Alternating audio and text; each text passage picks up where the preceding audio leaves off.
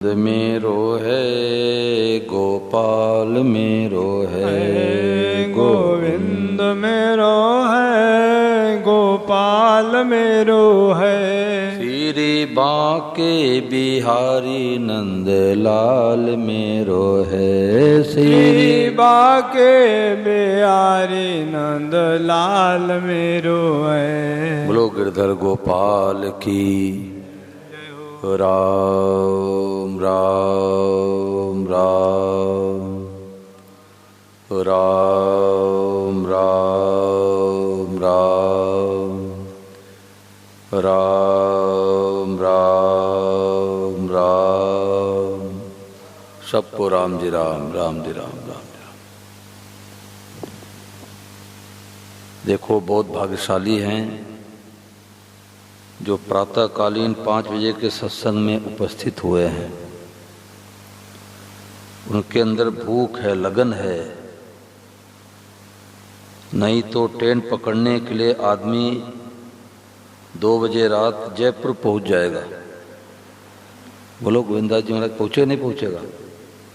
2 बजे रात में स्टेशन पहुंच जाएगा। और लगन नहीं है तो कहेगा कि 5 बजे सुबह सुबह कैसे आऊं। भगवान की प्राप्ति में केवल लगन की कमी है। स्वामी जी महाराज जी एक पुस्तक में लिखे हैं, स्टिकर बना महाराज जी, कि सदाचारी आदमी के भीतर भी अगर लगन नहीं है, बहुत ध्यान देने की बात है, सदाचारी आदमी के भीतर भी अगर लगन नहीं है तो उसको परमात्मा नहीं मिलते। सदाचारी हो, सज्जन हो, पर भीतर लगन नहीं हो, अब भगवान बीच में कैसे आएंगे? परंतु दुराचारी आदमी के भीतर भी अगर लगन लग जाए तो परमात्मा की प्राप्ति कर सकता है। बड़े बड़े चोर, डाकू, कसाई के भीतर भी जब परमात्मा की लगन लग गई तो वे परमात्मा को प्राप्त हो गए। इसका मतलब क्या हुआ? भगवान ये नहीं देखते कि ये साधु है कि ब्राह्मण है, क्षत्रिय है कि वैश्य है कि शूद्र है, ये नहीं देखते। ये क्या करता ये नहीं देखते। ये चाहता क्या है, बदले में चाहता क्या है। अब शाला सर जाएंगे, पैदल जाएंगे, भूखे प्यासे रह के जाएंगे, पर बदले में क्या चाहिए कि बेटा हो जा। वो बालाजी को नहीं चाहते, बालाजी से चाहते हैं। क्यों महाराज जी? बालाजी से चाहते हैं, बालाजी को नहीं चाहते। ऐसे हम लोग भगवान को नहीं चाहते, भगवान से चाहते हैं। तो महाराज जी ने कहा कि संसार में हम करोड़पति बन जाए, हम मिनिस्टर मंत्री बन जाए, हमारे बेटा पोता हो जाए, ये अपने हाथ की बात नहीं है। संसार की वस्तुओं की प्राप्ति में 3 चीज़ों की जरूरत है: इच्छा, उद्यम, प्रारब्ध।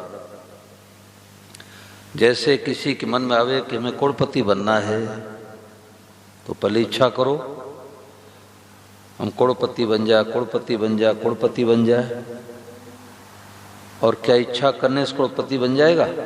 नहीं बनेगा। लखपति भी नहीं बनेगा। इच्छा करो, फिर उद्यम करो, खेती करो, नौकरी करो, व्यापार करो।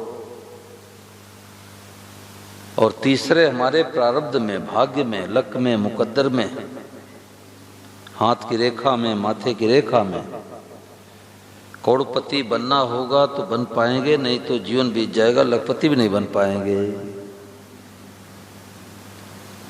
तो संसार की प्राप्ति में तो 3 चीजों की जरूरत है: इच्छा, उद्यम, प्रारब्ध, यानी भाग्य। और भगवान की प्राप्ति में केवल एक चीज की जरूरत है: इच्छा। क्या करे, कहाँ जावे, किससे पूछे, किसकी बात सुने। केवल इच्छा मात्र से भगवान मिलते हैं। और जो सोए रहते उनका भय तो पड़ा ही बहता भी। हरियाणा में कहावत है, हरियाणा वाले कहावत कहते हैं कि सोए का भय तो पड़ा ही जाता है। दो मित्र मेले में गए तो भैंस खरीद के ला रहे थे, तो दोनों की भैंस ब्याने वाली थी, दोनों की भैंस ब्याने वाली थी। तो पैदल चले तो रात्रि हो गई, तो एक पेड़ के नीचे ठहर गए और वही बट्टी चोखा बना करके खाए। अब रात में कहाँ चलेंगे? तो जो आलसी था उसने कहा, देख भाई मेरे को तो नींद आ रही है, मैं बट्टी ज़्यादा खा लिया, नींद आ रही है, अब मैं तो जा रहा हूँ सोने और तुम तो जागो, क्योंकि अब दोनों भैंस ब्याने वाली हैं। तो जो सो गया उसकी भैंस तो ब्याई पाड़ी। लोग पाड़ी चाहते, पड़ा नहीं चाहते। कई पाड़ी बोलते, कई पड़िया बोलते, कई पाड़ा बोलते, कई पड़वा बोलते। तो जो सो रहा था उसकी भैंस तो ब्याई पाड़ी, और जो जाग रहा था उसकी भैंस ब्याई पाड़ा। तो उसने क्या किया कि रात्रि में बच्चे को बदल दिया अपने भैंस के पास में पाड़ी लगा दिया, और जो सो रहा था आलसी था उसके पास में पाड़ा खड़ा कर दिया। तो जब सुबह हुआ तो उसकी नींद खुली। बोले भाई कोई भैंस ब्याई? बोले दोनों ब्या गई। क्या ब्याई? बोले तुम्हारी भैंस तो पाड़ा ब्याई है और हमारी भैंस पाड़ी ब्याई है। तो बच्चे के पास गया, पाड़ी के पास, देखा रे इसके सफेद तिलक है माथे पर, और हमारे भी भैंस के माथे पर सफेद तिलक है। तू झूठ बोलता है, हमारी भैंस से बच्चे का मिलान कर, हमारी भैंस पाड़ी ब्याई है, तूने बच्चे को अदल बदल दिया। उसने कहा नहीं, तुम्हारी भैंस पाड़ा ब्याई है। अब पंच लोगों को बुलाया गया, तो जो सो रहा था वो पंचों को बुला के लाया कि भाई फैसला करो, मिलान करो कि पाड़ी हमारी है किसकी है। तो पंचों ने कहा कि जो सोए रहते हैं उनकी भैंस तो पाड़ा ही ब्याती है। बोलो गिरधर गोपाल जो सोए रहते हैं उनकी भैंस तो पाड़ा ही ब्याती है, जो जागते हैं उनकी भैंस पाड़ी ब्याएगी। गोविंदास जी सोना नहीं है, साधु बन गए, घर छोड़ दिया, मकान छोड़ दिया, हैं, परिवार छोड़ दिया। आलस का छोड़ना एक नंबर की बात है, आलस नहीं करना है, यही है, यही बात है। ये महाराज जी हम लोगों से बूढ़े हैं उम्र में। कितनी उम्र होगी महाराज जी? 65 साल के हो गए। देखो दिन में नहीं सोते, हम लोग तो थोड़ा सो जाते हैं इधर उधर से। तो आलस का त्याग करना सबसे प्रथम काम है। कम से कम 4 बजे बिस्तर तो छोड़ ही देना चाहिए। मैं विद्यालय में जाता हूँ तो यही तो कहता हूँ कि 4 बजे प्रातःकाल उठो, और नहीं तो भोगी और जोगी में फर्क क्या रहा? भोगी और जोगी में फर्क क्या रहा? देखो स्वामी महाराज जी की नई पुस्तक आई है, दिव्य संत वाणी संग्रह। तो उसमें महाराज जी ने एक बड़ी विलक्षण बात बताई, उसको मैंने कई बार पढ़ा। महाराज जी तो साधुओं के भी साथ रहे, गृहस्थियों में भी रहे, तो महाराज जी को सब चीज का अनुभव था। तो देखो महाराज जी क्या लिख रहे हैं, पढ़ के सुना रहा हूं। दिव्य संतवाणी संग्रह पेज संख्या 89 पर महाराज जी ने कहा है कि साधुओं से ज्यादा गृहस्थ का काम धंधा रहता है, साधुओं से ज्यादा गृहस्थ का काम धंधा रहता है। अतः साधुओं को भजन स्मरण के लिए ज्यादा समय मिलता है, ऐसा मानकर कई साधु हो जाते हैं। ये हम लोगों के लिए महाराज जी कह रहे हैं, ऐसा मानकर कई साधु हो जाते हैं। यह बात एक अंश में ठीक होते भी एक विलक्षण बात है। कि गृहस्थ में ज़्यादा लाभ होता है, गृहस्थ में लाभ ज़्यादा होता है। साधु में एक कच्चापना रहता है, हम साधुओं में कच्चापना रहता है कि थोड़ी प्रतिकूलता आते ही उठकर चल देते हैं। दक्षिणा नहीं मिली, हलवा खाने के लिए महाराज जी नहीं दिए, तो बैग बिस्तर उठाएगा, दूसरे जगह चला जाएगा। क्या महाराज जी सही बात है ना? हाँ, थोड़ी प्रतिकूलता आते उठकर चल देता है, उसमें प्रतिकूलता सहने की शक्ति कम होती है। यह प्रतिकूलता से वैराग्य है। यह वैराग्य तो कुत्ते में भी होता है कि लाठी देखते ही भागता है, यह कायरता है, वैराग्य नहीं है। अतः प्रतिकूलता सहने में गृहस्थ जितने तेज हो सकता है उतना साधु नहीं। कोई बिरले होते हैं, गृहस्थों का काम अधिक रहता है, साधुओं का सोना अधिक रहता है। गृहस्थियों का काम ज्यादा होता है, गृहस्थियों का सोना ज्यादा होता है। अब गृहस्थी तो रोटी खा के बाइक लेके जाएगा ड्यूटी पर, फावड़ा लेके जाएगा खेत में, और हम बाबा लोग खाते ही थोड़े विश्राम करो, बोलो। तो गृहस्थियों का काम अधिक रहता है, साधुओं का सोना अधिक रहता है। काम करना राजसी है, सोना तामसी है। सोना तामसी है। गृहस्थ की अपेक्षा साधु आराम तलब ज्यादा होता है। देखो स्वामी महाराज खुद साधु और खुद कह रहे हैं कि गृहस्थ की अपेक्षा साधु आराम तलब ज्यादा होता है। वास्तव में न गृहस्थ होने की आवश्यकता है, न साधु होने की आवश्यकता है, सावधानी की। सावधानी ही साधना है। कैसी विलक्षण बात महाराज जी ने बता दी।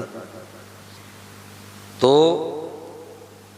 प्रथम कर्तव्य है नींद का, अलस का त्याग करना। ठीक है 5 घंटे 6 घंटे सो, दिन में 1 घंटे सो, परंतु 4 बजे बिस्तर छोड़ देना चाहिए।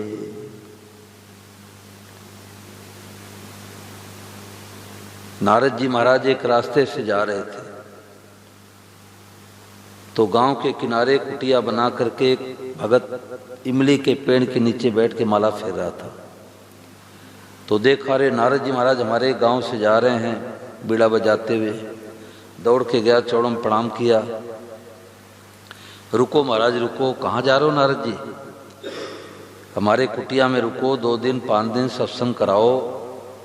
नारद जी ने कहा भाई मैं बहुत जरूरी काम से बैकुंठ धाम जा रहा हूँ। अच्छा बैकुंठ जा रहे हो भगवान के पास? बोले हाँ। कोई काम हो तो बताओ। कहते हैं ना कि बाजार जा रहे हो 2 किलो आलू लेते आना, बाजार जा रहे हो थोड़ा पाउडर हमारे को लेते आना। तो ऐसे नारद जी ने कहा कि बैकुंठ धाम जा रहा हूँ, कोई काम हो तो बताओ। तो नारद जी ने कहा कि नारद जी महाराज से भगत ने कहा कि भगवान से ये पूछ लेना कि जो कोटपुतली का भगत है और इमली के पेड़ के नीचे बैठ करके 10 सालों से माला फेर रहा है, उसको आप किस तारीख को दर्शन दोगे, ये आप पूछ लेना। नारद जी ने कहा ठीक है मैं 5वें दिन आऊंगा तो बताते हो जाऊंगा। अब चलते चलाते नारद जी पूछ बैठे कि प्रभु जो कोटपुतली का भगत है और इमली के पेड़ के नीचे बैठ करके 10 सालों से माला फेर रहा है, सीताराम राधे श्याम सीताराम राधे श्याम, तो उसको किस तारीख को आप मिलोगे, किस तारीख को दर्शन दोगे? नारद जी ने कहा कि भाई जिस लगन से जिस भाव से माला फेर रहा है तो उससे कह दो कि इमली के पेड़ में जितने पत्ते हैं उतने जन्म के बाद दर्शन दूंगा। अब नारद जी तो सिर खुजलाने लग गए। वो भगत जो 10-5 माला फेरता है और वो भी जब सुनेगा कि इमली के पेड़ में छोटे छोटे पत्ते और इतने जन्म के बाद भगवान मिलेंगे, वो तो खोटी बटांग देगा। तो नारद जी क्या किए कि रास्ता बदल के जाने लगे, न भगत मिलेगा न मैं बताऊंगा। अब वो तो अपने दूसरे तल्ले पर खड़े होके देख रहा था कि आज 5वां दिन नारद जी आएंगे, नारद जी आएंगे। हमें शुभ समाचार सुनाएंगे कि कब हमारे को भगवान दर्शन देंगे। अब देखा रे नारद जी महाराज तो कल्याण खुर्द वाला रास्ता पकड़ लिए। दौड़ के गया, चौड़ों में प्रणाम किया, अरे नारद जी महाराज आप तो रास्ता भूल गए, हमारे कुटिया का रास्ता तो इधर से है। अब नारद जी फंस गए, अब क्या करें। तो उसने कहा बताओ नारद जी किस तारीख को भगवान दर्शन देंगे। नारद जी ने कहा भाई थोड़ी और लगन बढ़ाओ। उसने कहा देखो मैं कोट पुतली का रहने वाला हूँ, हमें साफ साफ उत्तर बताओ, गोल मोल में उत्तर मत दो। भगवान ने जो उत्तर बताया वही उत्तर हमारे को दो। तो नारद जी ने कहा कि मैं बता तो दूंगा परंतु निराश मत होना।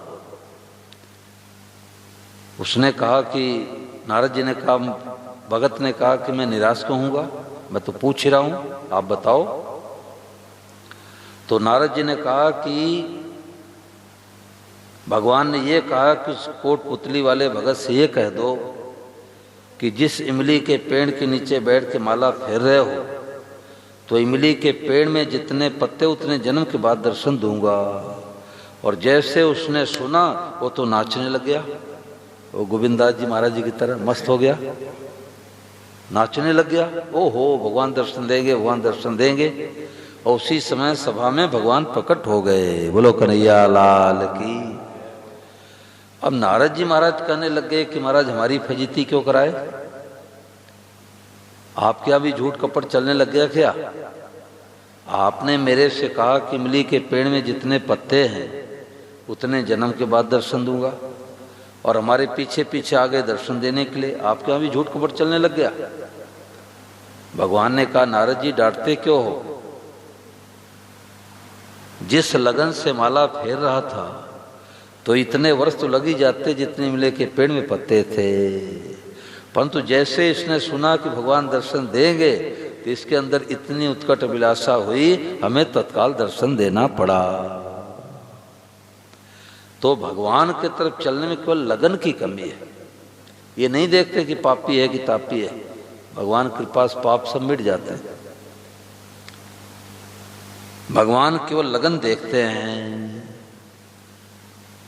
व्यापारी होता है वो जल्दी जल्दी स्नान करता है, किस लिए, कपड़े की दुकान खोलना है, वहाँ झाड़ू पोछा लगवाता, हाथ पैर धो करके अगरबत्ती निकालता है और सबसे पहले लक्ष्मी माता को दिखाता है कि हे लक्ष्मी मैया आप हमारे ऊपर प्रसन्न हो जाओ।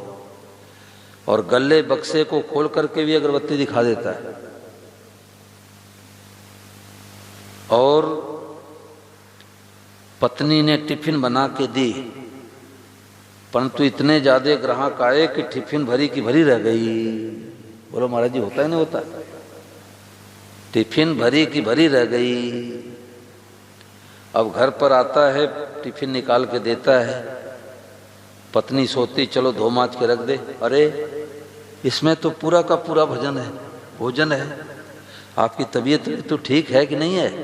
बोले तबीयत हमारी ठीक है, तो चिंता मत कर, इतने ग्राहक आ गए कि रोटी खाने के लिए फुर्सत ही नहीं मिली। ये है रुपए कमाने की लगन। ऐसे हम साधुओं को लगन होनी चाहिए, भक्तों को लगन होनी चाहिए। भगवान लगन देखते हैं, भगवान ही नहीं देखते कि गृहस्थी है कि साधु है। स्वामी सणानंद जी महाराज एक सूरदास संत हुए महाराज जी, तो वो कई जंगल में कुटिया में सो रहे थे, तो बगल में किसान खेती किया था, तो रात भर वो कनस्टर पीट रहा था, हो हुल्ला कर रहा था, कोई जानवर आकर के, नील गाय सियार आकर के हमारे फसल को खाने ले जावे। तो स्वामी सणानंद जी महाराज उठ करके बैठ गए और अपने से कहने लग गए कि अरे ये तो थोड़े से अनाज के लिए रात भर जागता है और तुम साधु बने हो और पैर फैला के सो रहे हो। उनको वैराग्य हो गया। स्वामी सणानंद महाराज बड़े उच्च कोट के महापुरुष हुए। तो भगवान के तरफ चलने में लगन की कमी है। वो लीलाधर जी महाराज आए थे तो आप मिले थे महाराज जी, लीलाधर जी। अभी उनको सत्संग में कई आए थे किसी महात्मा जी के, तो कार से जा रहे थे तो पीछे से ट्रक वाले ने ठोक दिया, तो उनको थोड़ी चोट लगी, नहीं तो यहाँ पर भी आ जाते। तो वो लगभग 70 साल की उम्र है,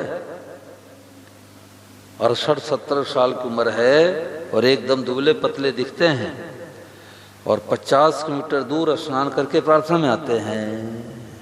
इसको कहते हैं लगन। 50 किलोमीटर दूर स्नान करके प्रार्थना में पहुंच जाते हैं, इसको कहते हैं लगन।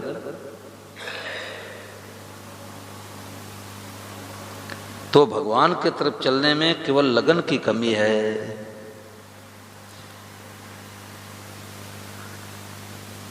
एक जो है बीकानेर में साधक महाराज जी का सत्संग चल रहा था, स्वामी महाराज जी का, तो वहां पर क्या होता कि सेठ लोग बसें लगा देते, 5-10 बसें लगा देते, और 25-30 किलोमीटर दूर से लोग 5 बजे प्रार्थना में आते महाराज जी, 5 बजे प्रार्थना में, दिसंबर जनवरी के कड़ाके सर्दी में। तो एक लड़का आया तो उसको 5 बजने के बाद आया, तो स्वामी महाराज जी क्या नियम था कि जैसे 5 बज गए, शंख बज गया तो गेट बंद हो जाता था, बाहर वाले बाहर बैठ के सुने, अंदर वाले अंदर। ये महाराज जी क्या नियम क्यों था कि अंतिम समय आएगा तो 1 मिनट भी समय नहीं मिलेगा कि लो लाख रुपए ले लो, 1 मिनट का और जी लेने दो, नहीं मिलेगा। इसलिए समय को महत्व दो।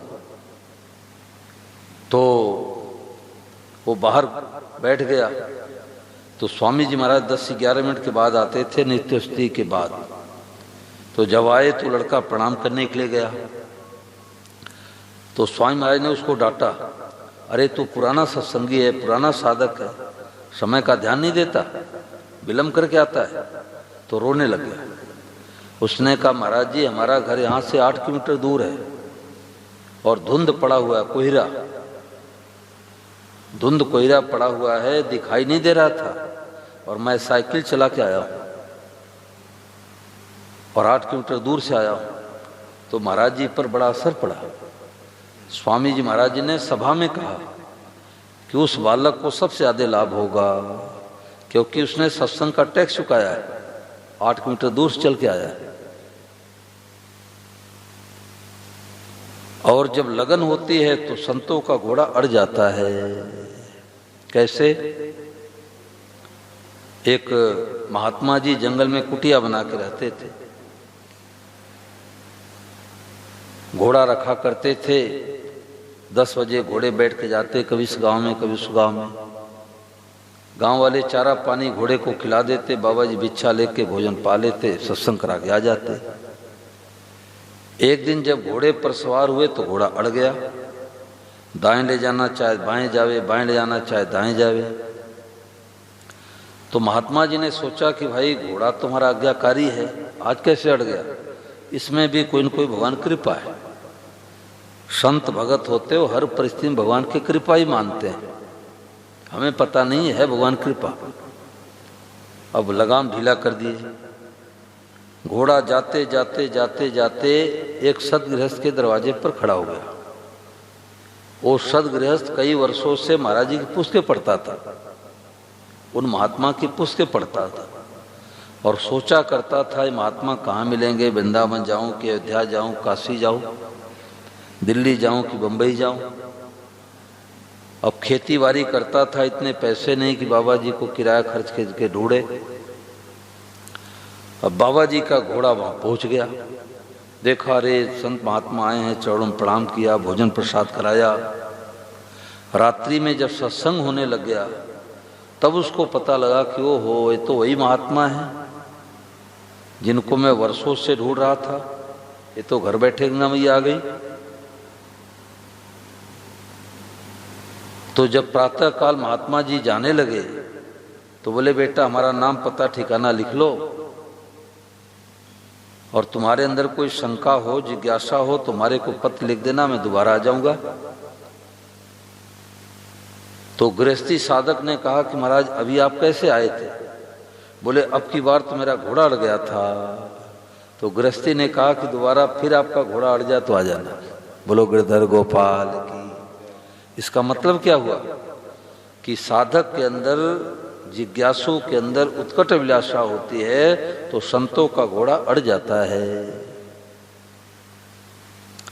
सत्संग भगवान की कृपा बिना नहीं मिल सकता। ये स्वामी जी राम सुखदास जी महाराज बातें मिल रही है, ये महाराज जी के तपस्या का फल है। ये तपस्या का फल है ये कि महाराज जी की बातें मिल रही, स्वामी महाराज जी की बातें मिल रही है। दुनिया में ऐसी बातें ढूंढने से नहीं मिलती जिनका एक लक्ष्य, एक उद्देश्य रहा। 100 साल की उम्र में भी प्रातः काल 3 बजे एकदम तैयार हो जाते। 3 बजे प्रातः काल महाराज जी पुस्तकें लिखवाते थे। और जो पुस्तकों को लिखते हैं वो श्री राजेंद्र कुमार धवन जी, अभी भी हैं, वो 74 साल की उम्र है। वो भी वृंदावन आते महाराज जी, इस बार आप जरूर आना। होली में 19 से 25 मार्च 19 से 25 मार्च वृंदावन में सत्संग है। तो वहाँ रहने की, भोजन की सारी व्यवस्था रहती है। और 3 समय सत्संग चलता है। सुबह 5 बजे की प्रार्थना, फिर 9 से लगभग 11:30 और फिर 3 से 5 बजे तक 3 समय सत्संग। तो 3 बजे प्रातः काल श्री धवन जी कमरे में महाराज जी के पास जाते थे। तो स्वामी मैंने ने कहा कि 3 बजे के पहले हमको तैयार रहना पड़ता था। श्री धवन जी ने कहा कि जब महाराज जी कमरे में जाता तो मिलिट्री मैन की तरह महाराज जी तैयार मिलते थे। ऐसे नहीं कि 100 साल की उम्र है, दिसंबर जनवरी करा के सर्दी पड़ी कंबल ओढ़ के सो रहे ना। दुनिया का हित हो जाए, दुनिया का कल्याण हो जाए, पुस्तकें लिखवाते थे। श्री धवन जी ने कहा कि 1 मिनट विलंब हो जाता तो घड़ी दिखाते। 1 मिनट विलंब कैसे आए? देखो 1 मिनट विलंब कैसे आए। वहाँ सोने की तौल चलती, सोने की, ईंट की तौल नहीं चलती। 24 कैरेट सोना। तो महाराज जी ने कहा कि भाई नारायण हरि लगन में ए पाचो न सुहात, विषय भोग निद्रा हसी, जगत प्रीत बहुबार। भगवान में लगन लगेगी तो 5 चीजें नहीं सुहाएगी। विषय भोग उसको खारा लगेगा। विषय भोग निद्रा ठीक है, 4 घंटे 5 घंटे 6 घंटे सो लिया, ऐसा नहीं कि काम धंधा नहीं है तो सोता ही रहे। बैरी न हो गए निदरिया। मीराबाई करिए, पात जो पीली पड़ी रे लोग कहे पिन रोग, छाने लागन मैं किया रे पिया मिलन की जोग। बाबुल वैद दिखाइया पकड़ दिखाई मेरी बाह, और मूर्ख वैद मरम नहीं जानो करक कलेजे माँ। दर्द के मारे बन बन डोलू वैद मिला नहीं कोय, और मीरा के तो पीर मिटे जब वैद सावलिया हो। दर्द तो कलेजे माहे और मूर्ख टटोले बाही। वैद बेचारा क्या समझेगा कि कौन सा रोग है? वो तो भगवान कृष्ण के वियोग में तड़प रही थी। तो क्या बात चल रही थी भाई? संजय बताओ क्या बात चल रही थी? एक तो सामने बैठा करो, खंबे के आड़ में क्यों बैठते हो? क्या बात चल रही थी बताओ? देखो मीराबाई का तो मैं सुना रहा था, बीच में प्रसंग कोई और चल रहा था, बीच में प्रसंग उठा था कोई। हाँ, श्री धवन जी की बात चल रही थी कि मतलब 3 बजे प्रातः काल कमरे में पहुंच जाते थे और 1 मिनट विलंब होता तो महाराज जी घड़ी दिखाते। 1 मिनट विलंब कैसे आए? तब उनके द्वारा 150 लगभग किताबें निकली है। दुनिया वालों को शांति मिल रही है। उनकी पुस्तक जो पढ़ते हो निहाल हो जाते हैं, और नहीं तो रोते रोते आए और रोते रोते चले जाएंगे। जब अंतिम समय आएगा तो 1 मिनट का समय नहीं मिलेगा। हमारे एक मोहन बाबा जी थे, तो राजस्थान नागौर में सत्संग करा रहे थे, तो उनको हार्ट अटैक का दौरा आया, तो लोग हॉस्पिटल में ले गए। फिर दोबारा आया, जयपुर ले गए, जयपुर लेकर के आए। तो उन्होंने मेरे से बात करनी चाहिए, हमारे साथ में रहते थे, वृद्ध हो गए थे, तो मोबाइल ऐसे लगा करके साथ वालों ने पकड़ा दिया, बोल नहीं पाए महाराज जी। बोले पेन लाओ, पेन हाथ में पकड़ा दिए, लिख नहीं पाए। हम सबकी यही दशा होने वाली है। अभी आंखें टिमटिमा रही है, श्वास की धड़कन चल रही है, स्वास्थ्य बढ़िया है, आलस प्रमाद कर लो, खूब मोबाइल चला लो, परंतु अंतिम समय आएगा तो 1 मिनट का समय नहीं मिलेगा। आज मोबाइल में सब लिप्त है महाराज, चाहे गृहस्थी हो चाहे साधु हो। मोबाइल से जितना बिगाड़ हुआ है, किसी से बिगाड़ नहीं हुआ। न सोने का समय न उठने का समय। तो आज के सत्संग महाराज जी ने कहा कि एक लक्ष्य, एक उद्देश्य बनाओ कि हमें इस जन्म में भगवान की प्राप्ति ही करनी है। तो जबरदस्ती मान बढ़ाई मिलेगी, जबरदस्ती भोजन मिलेगा, जबरदस्ती कपड़ा मिलेगा, ये तो मिलेगा मिलेगा, क्योंकि प्रारब्ध पहले रचा पीछे रचा शरीर, और तुलसी चिंता क्यों करे भजले सी रघुबीर। वो मलुकदास जी हुए महाराज जी, तो उन्होंने परीक्षा की कि लोग कहते हैं कि संत महात्मा कहते हैं भगवान जबरदस्ती देते अन्न जल, तो आज मैं पेड़ के ऊपर बैठ जाता हूँ, कोई हमारे को देखे नहीं, आज देखे भगवान कैसे देते हैं। तो ऊपर पेड़ के जा करके और छिप करके बैठ गए, न कोई देखेगा न भोजन पानी देगा। अब क्या हुआ कि कोई यात्री जा रहे थे और पेड़ अच्छा दिखा, जैसे कल यात्री आए, भोजन बनाए खाए चले गए। तो उन लोगों ने भोजन किया और कुछ भोजन बच गया, तो उन्होंने सोचा कोई भाई भूखा प्यासा कोई आएगा तो खा लेगा। तो शुद्ध पवित्र भोजन था, उसने पोटली बांध करके पेड़ में टांग दिया, पेड़ में टांग दिए और चले गए। इतने में डकैतों का दल वहां पर आ गया। उन्होंने कहा ये पोटली में क्या है, खोलो। तो खोला, देखा हलवा, खीर, मालपुआ, रसगुल्ला। तो डकैतों ने कहा भाई भूख तो लगी है, परंतु अब क्या पता कोई जहर मिला दिया हो। चोर डकैत होते बड़ी सावधानी रखते हैं, वो सब पर विश्वास नहीं करते। तो अब कोई इसमें जहर तो नहीं मिला दिया हो, यहाँ कोई दिख भी नहीं रहा है। इधर देखा उधर देखा, पेड़ पर तो कोई नहीं बैठा है। अरे ऊपर बैठा देखो ये आदमी, इसने जहर मिलाया है, नीचे उतरो। तो पहले इसको खिलाओ, क्योंकि मरे तो यही मरे, और ये खा लेगा तो हम भी खा लेंगे। पहले खाओ, जबरदस्ती खाओ। अब जबरदस्ती खिलाया और जो खा लिया, पानी पी लिया, तो 10-15 मिनट बाद में डकैतों ने भोजन किया। तो मलुकदास जी महाराज लिख दिए, अजगर करे न चाकरी, पंछी करे न काम, और दास मलुका कह गए सबके दाता राम। भगवान जबरदस्ती देते हैं, अन्न जल तो प्रारब्ध के अधीन है, जबरदस्ती देते हैं। स्वामी शरणानंद जी महाराज सूरदास, और आज के 80 साल पहले, 90 साल पहले बद्री धाम 8 बार गए। बद्री धाम कितना खतरनाक रास्ता, थोड़ा इधर उधर होवे तो खाई में गिर जाए। तो संतों के टोली से में जा रहे थे, तो एक जो है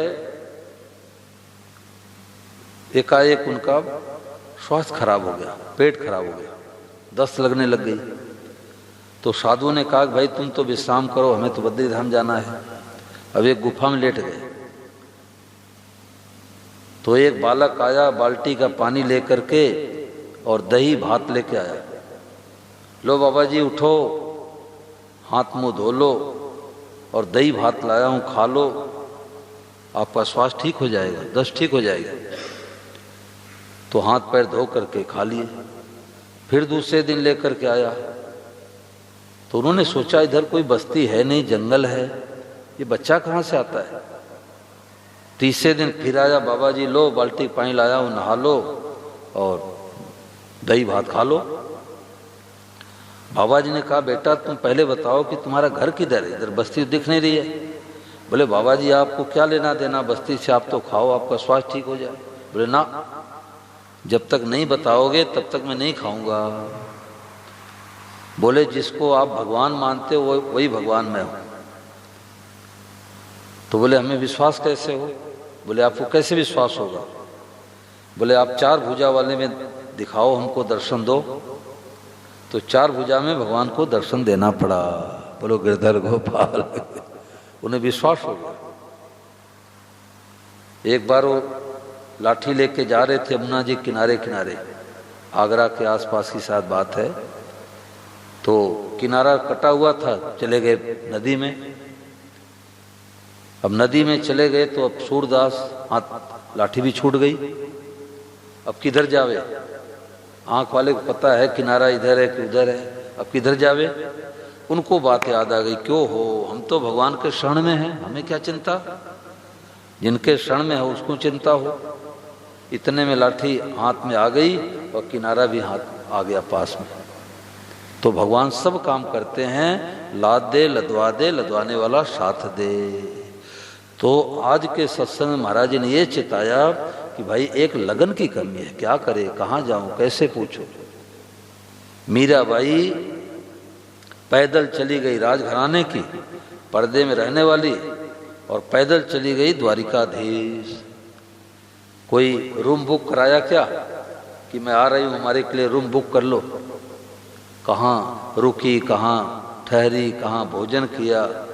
पहले ऐसे थोड़ी व्यवस्था थी, लेट्रिन बाथरूम बना हुआ है, पानी की टंकी बना हुआ है, कुएं के पानी निकाल के लोग नहाते करते थे। बोलो कितनी कठिनता सही। और मैं तो कहता हूं कि हम साधुओं की अपेक्षा मिलिट्री वालों का जल्दी कल्याण होता है। हम लोग तो कहीं जाएंगे तो कहेंगे रे ये बरामदे में कैसे रहें, कमरा होना चाहिए। और मिलिट्री वाले जाते जंगल में रुक जाते हैं और लाइट नहीं जला सकते, लाइट जलावे तो पाकिस्तानी अटैक कर देंगे। तो उनके जीवन में जितनी प्रतिकूलता सहने की शक्ति है, हम लोगों के जीवन में नहीं है। तो भगवान की तरफ चलने में केवल लगन की कमी है। बोलो गिरधर गोपाल की। ठीक है। राम।